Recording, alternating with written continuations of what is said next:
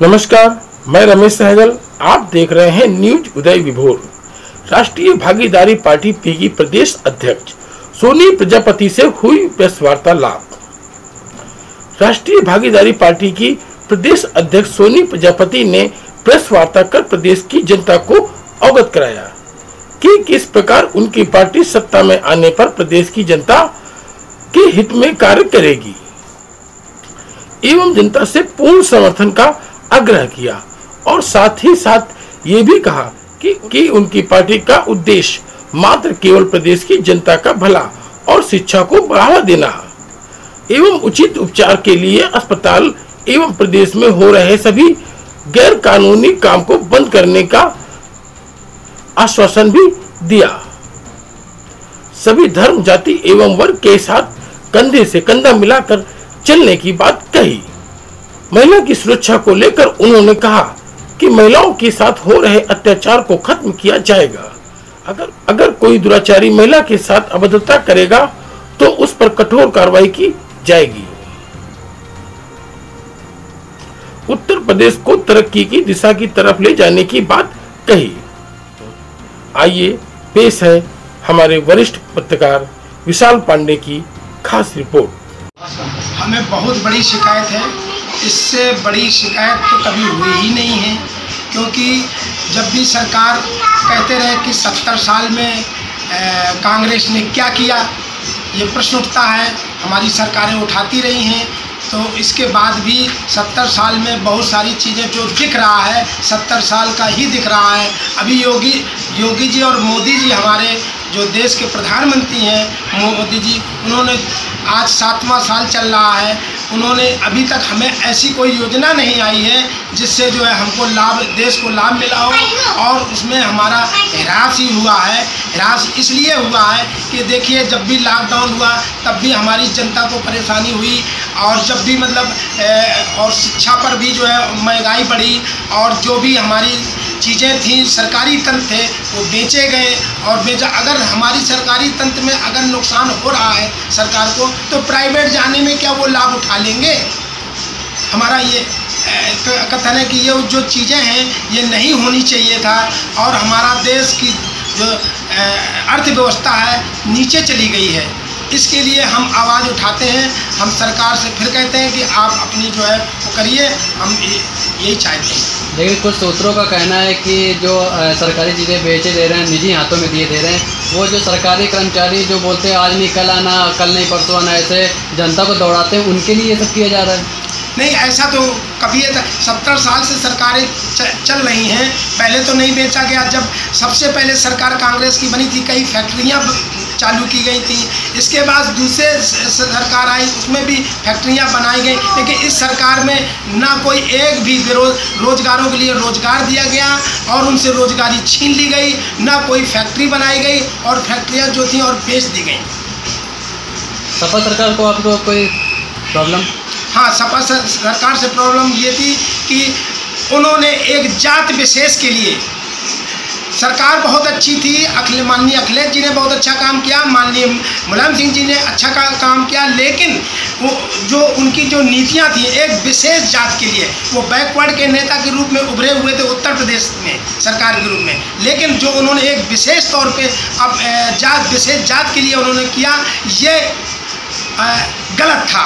वो अगर बैकवर्ड के नेता के रूप में उतरे थे तो बैकवर्डों का हक नहीं लेना चाहिए। सभी के लिए बराबर वर्गीकरण करके नौकरियों में उनका स्थान देना चाहिए था। कुछ जनता, आधी जनता कह रही है कि बीजेपी भ्रष्टाचार बढ़ा रही है, और बाकी जनता कह रही है बीजेपी भ्रष्टाचार को मिटा रही है। इसमें आपका क्या राय है? नहीं, इसमें तो भ्रष्टाचार और बढ़ा है, मिटा नहीं है। इसमें भ्रष्टाचार बढ़ा है, मिटा नहीं है। जहाँ 500 रुपये में लोग जो है कोई काम कराते थे, अब वो 5000 का काम होने लगा है। तो आपकी पार्टी किस किस चीज़ों पे, मुद्दों पे पूरी तरह से काम करना चाहती है? हमारी पार्टी ये समझ लीजिए कि शिक्षा, स्वास्थ्य और इसमें काम करना चाहती, शिक्षा पर, उत्पीड़न पर, इस पे कि जब भी हम ये चाहते हैं कि जिस तरीके से कोई भाई उनकी बुराई करता रहे, जो आम पार्टी है उनके जो मुख्यमंत्री हैं आपके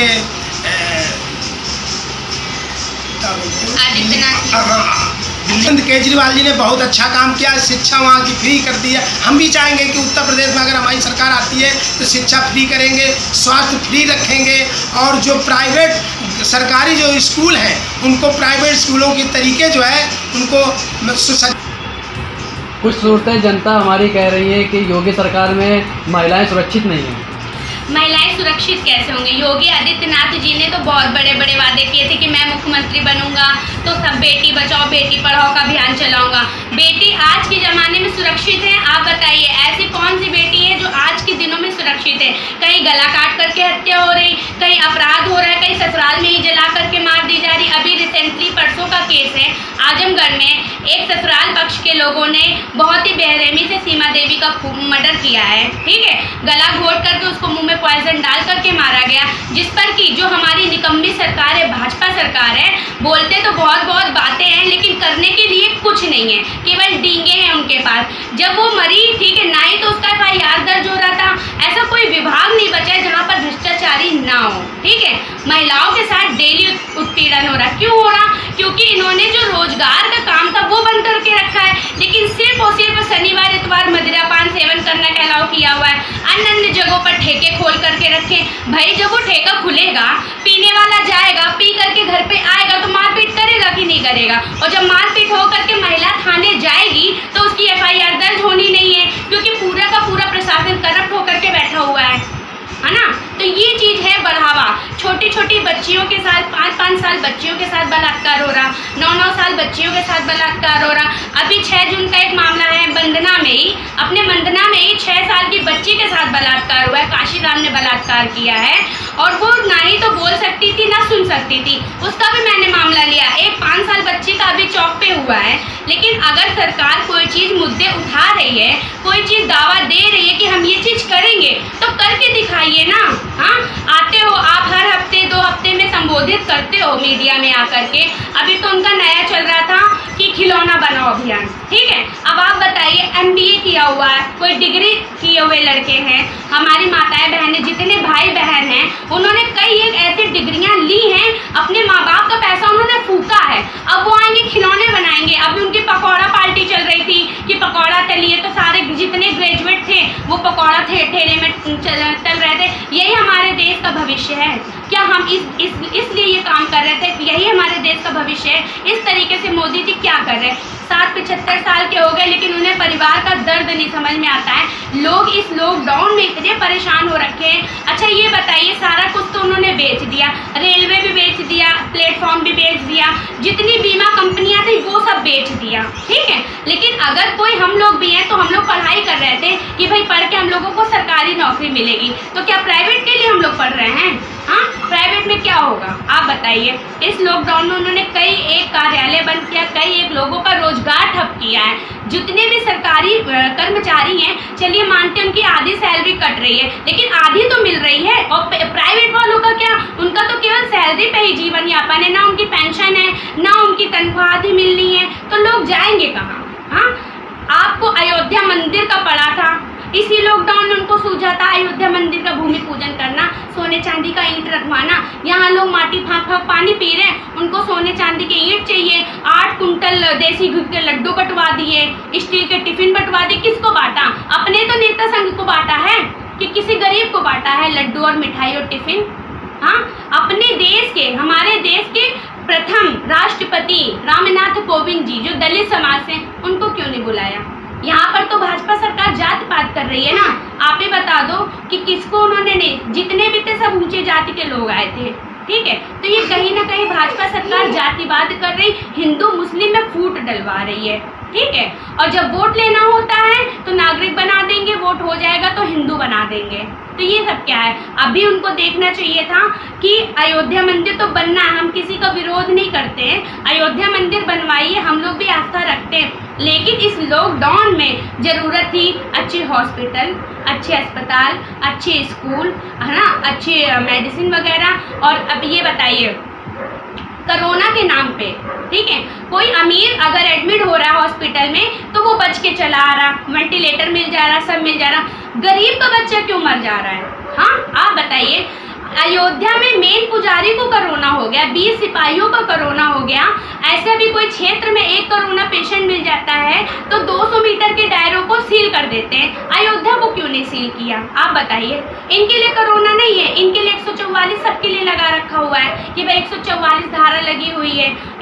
अपने लिए उनके लिए 144 धारा नहीं लगी है। तो ये कहीं ना कहीं जो है भाजपा सरकार बहुत मतभेद कर रही है, जात पात को जो है उसको देख करके कर रही है। थाने में हो चाहे अन्य विभाग में हो, सब स्वर्ण जात को बैठा करके रखे, दबी कुचली जाति की आवाज़ को भी दबाया जा रहा है, जिसकी आवाज़ हमारी राष्ट्रीय भागीदारी पार्टी पी उठा रही है। माननीय श्री ओम प्रकाश राजभर जी उठा रहे हैं, प्रेमचंद प्रजापति जी उठा रहे हैं। अगर इस लॉकडाउन में कोई नेता उभर के आया है तो वो हमारे माननीय श्री ओम प्रकाश राजभर जी और माननीय श्री प्रेमचंद प्रजापति जी ही उभर के आए हैं। ना कोई बीजेपी का बंदा आया, ना कोई माननीय अखिलेश सिंह यादव जी आए और ना ही कांग्रेस सरकार आई है। अगर आई है तो हमारी जो है भागीदारी संकल्प मोर्चा के सभी पदाधिकारी, सभी मंत्रीगण ही नजर आ रहे हैं। और अभी भी चाहे वो बांदा का केस हो, चाहे वो आजमगढ़ का केस हो, चाहे प्रतापगढ़ कुंडे का केस हो। विकास दुबे का, जिसे सारी जनता, सारी जितने भी हमारे भारतवासी 130 करोड़ लोगों ने पुलिस के और योगी सरकार की पुलिस पे काफ़ी लांछन लगाया, इसके बारे में क्या बोलें? देखिए, जो विकास दुबे का जो एनकाउंटर हुआ है, ये भी जो है कहीं ना कहीं भाजपा की रणनीति के अनुसार हुआ है। क्यों?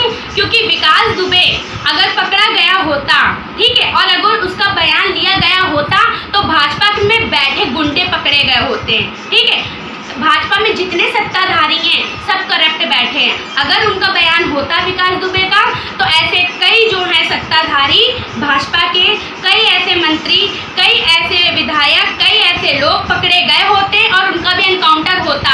और ये कहीं ना कहीं योगी आदित्यनाथ जी की साजिश के तहत विकास दुबे का एनकाउंटर किया गया है। इसमें पूरी पुलिस प्रशासन मिली हुई थी।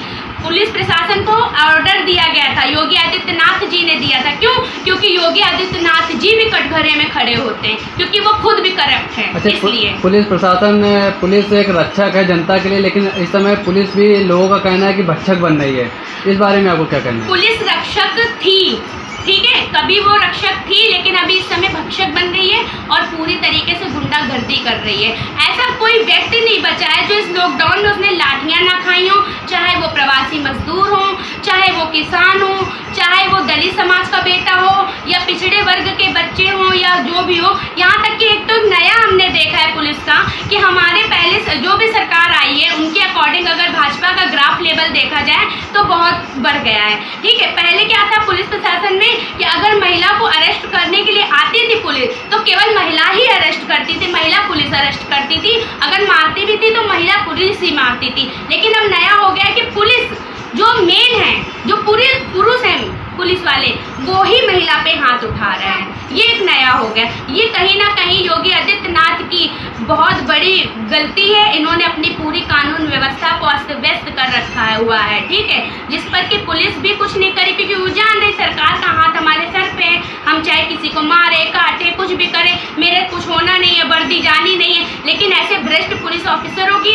अगर कोई सरकार बनेगी तो ऐसे भ्रष्ट पुलिस ऑफिसर को सस्पेंड करवाया जाएगा।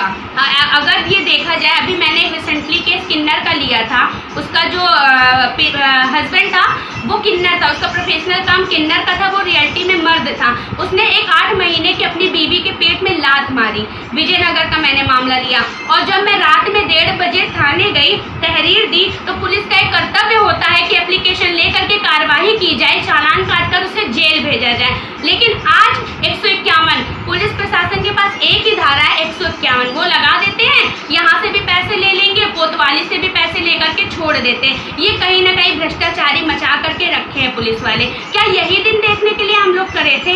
ये बताइए, एक पुलिस वाला जब वर्दी पहनता है तो उसको 7 कस्में खिलाई जाती हैं अग्नि के सामने। क्या वो पुलिस ऑफिसर या पुलिस डिपार्टमेंट के सदस्य वो कसम को फॉलो कर रहे हैं? नहीं कर रहे हैं, बस कुर्सियां तोड़ रहे हैं, ठीक है। बाकी जनता की कुछ शिकायतें हैं कि पुलिस वाले जो अपराधी होते हैं उनको छोड़ देते हैं, जो शिकायत करने आते हैं उनको पकड़ लेते हैं। हाँ जी हाँ, ऐसा भी है कि जो कभी कभी ऐसा लोग सोचते हैं कि ये अपराधी जब पैसा लेने देने की बात आती है तो जो अपराधी होता है उसको वास्तव में छोड़ देते हैं पैसा लेकर के, और जो शिकायत करने आता है उसी को बंद करने की धमकी दे करके समझौता करा देते हैं, क्योंकि पैसा पुलिस को दोनों तरफ से मिल जाता है, अपराधी की तरफ से भी मिल जाता है और दूसरे तरफ से भी छुड़ाने के लिए फिर पैसा मिलेगा उनको। बड़े आदमियों की ज़्यादा सुनवाई होती है और गरीब छोटे मजदूर इन लोगों को हवाला दिखाया जाता है। सर बिल्कुल सच है, उसमें कोई कहने की बात ही नहीं है। गरीब आदमी बेचारा वहाँ तक पहुँच ही नहीं पाता है, अमीर आदमी की ही वहाँ जाके थाने में चली जाए, वही जाके दरोगा